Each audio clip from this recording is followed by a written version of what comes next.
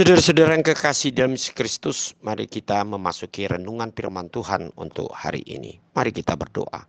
Bapa di sorga, kami menyerahkan hati dan pikiran kami kepadamu untuk Engkau sapa di dalam hidup kami, sehingga kami semakin diisi, dikuatkan, dan dimotivasi oleh firman-Mu untuk dapat kami bersemangat, percaya, dan tetap memiliki pengharapan di dalam Engkau, di dalam melakukan segala pekerjaan kami.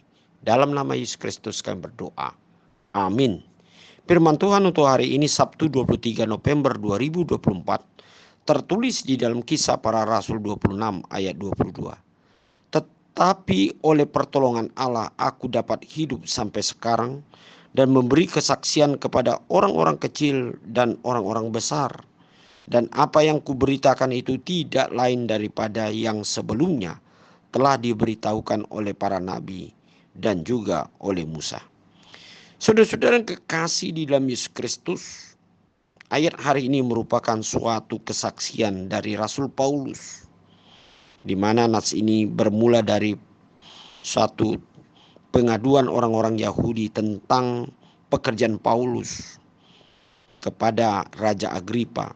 Dan mereka mengatakan bahwa Paulus membelokkan kebenaran atau seorang yang membawa ajaran-ajaran sesat. Lalu Paulus menjawab tuduhan itu melalui kesaksian imannya bahwa ia dahulu adalah seorang pembunuh orang Kristen. Dan para imamlah yang memberi kuasa kepadanya untuk melakukan itu.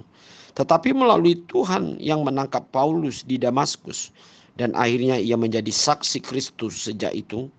Atas dasar itulah orang Yahudi semakin membenci Paulus dan Raja Agripa mau menghukum Paulus. Tetapi melalui kesaksian Paulus justru Raja Agripa hendak menjadi pengikut Kristus. Sungguh luar biasa yaitu kejadian ini. Sungguh berat apa yang telah Paulus alami sejak menjadi pengikut Kristus. Orang Yahudi semakin membencinya karena dia tidak mau lagi membunuh orang Kristen. Sebaliknya melalui kesaksian Paulus semakin banyak pula orang yang percaya kepada Kristus. Paulus menuruti panggilan Allah daripada seorang pembunuh menjadi penjala manusia untuk Kristus. Kebencian orang Yahudi semakin menjadi-jadi, tetapi justru Paulus semakin dikuatkan untuk memberitakan Kristus apapun yang terjadi. Bagaimana dengan hidup kita saat ini? Seringkali orang yang berkata benar dibenci.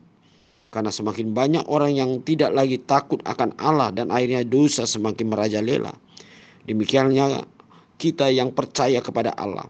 Sekalipun banyak yang membenci atau memfitnah, maka kita harus ingat bahwa jikalau kebenaran Allah yang kita nyatakan, Allah sendirilah yang menguatkan dan memampukan kita untuk menyatakan dan mengatakan kebenaran kepada semua orang. Pergilah, nyatakanlah kebenaran, sebab Kristuslah yang engkau nyatakan, dan dia akan menguatkan hidup kita. Allah lah yang menguatkan hidup kita untuk dapat memberitakan kebenaran itu. Sekalipun saudara-saudara yang kekasih, kita kadang-kadang selalu terasa terbeban, dan mungkin kita cukup lelah untuk menghadapi apa yang kita hadapi, apalagi kita menghadapi berbagai kesulitan orang lain memandang kita yang jauh daripada apa yang kita harapkan. Untuk itu saudara-saudara yang kekasih, inilah yang dituntut dari orang-orang yang percaya seperti Paulus. Dia tidak menjadi mundur, tetapi dia percaya dalam pengakuannya itu bahwasannya pertolongan Allah itulah menjadikan hidupnya menjadi lebih dimampukan untuk dapat melakukan pekerjaan-pekerjaan Tuhan. Pertolongan Allah lah yang dapat memberikan kepada kita yaitu semangat.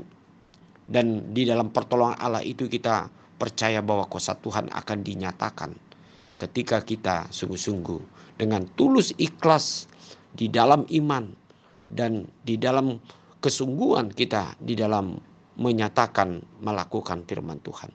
Janganlah lelah kita untuk melakukan apa yang benar di hadapan Tuhan. Jangan takut kita bersaksi depan orang tentang Kristus adalah Tuhan dan Juru Selamat kita yang menolong hidup kita. Amin. Mari kita berdoa. Terima kasih ya Tuhan untuk pertolongan Tuhan. Melalui kuasa Roh Kudus ya Tuhan, Engkau memberikan jalan bagi kami, membukakan pikiran kami, hati kami, untuk dapat kami melakukan apa yang benar dalam Tuhan. Biar ya Tuhan Engkau kuatkan kami, dan kami selalu fokus kepada Tuhan di dalam melakukan pekerjaan kami. Kami percaya Tuhan akan menolong kami. Amin.